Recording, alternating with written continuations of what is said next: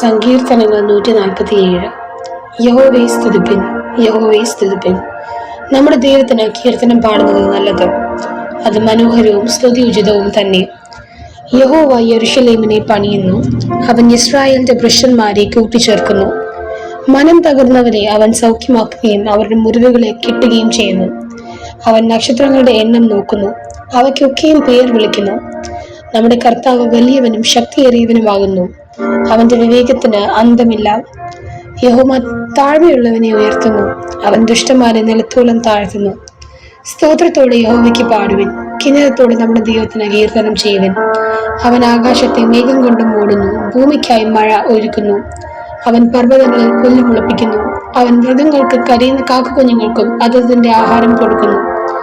അശ്വബലത്തിൽ അവന് ഇഷ്ടം തോന്നുന്നില്ല, പുരുഷന്റെ ഊരുകളിൽ പ്രസാദിക്കുന്നതുമില്ല.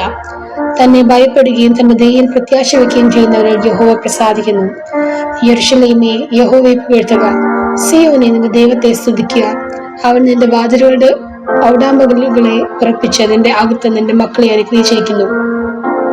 അവൻ നിന്റെ ദേശത്ത് സമാധാനം വരുത്തുന്നു, വിശേഷമായ കൊതുമ്പ് കൊണ്ട് നിന്നെ തൃപ്തി വരുത്തുന്നു. അവൻ തന്റെ ആജ്ഞ ഭൂമിയിലേക്ക് അയക്കുന്നു, അവന്റെ വചനം അതിവേഗം മൂടുന്നു. അവൻ പഞ്ഞി പോലെ മഞ്ഞു പെയ്യ്ക്കുന്നു, ചാരം പോലെ നിഹാരം വിതറുന്നു. അവൻ നീർക്കട്ടെ കഷ്ണം കഷ്ണമായി എറിയുന്നു, അവന്റെ കുളിർ സഹിച്ച് നിൽക്കുന്നവരാർ. അവൻ തന്റെ വചനം അയച്ച് അവയെ ഒരുക്കുന്നു, കാറ്റടുപ്പിച്ച് വെള്ളത്തെ ഒഴുക്കുന്നു. അവൻ യാക്കോബിന് തന്റെ വചനവും ഇസ്രായേലിന് തന്റെ ചട്ടങ്ങളും വിധികളും വെളിപ്പെടുത്തുന്നു. അങ്ങനെ യാതൊരു ജാതിക്കും അവൻ ചെയ്തിട്ടില്ല, അവന്റെ വിധികളെ അവർ അറിഞ്ഞിട്ടുമില്ല.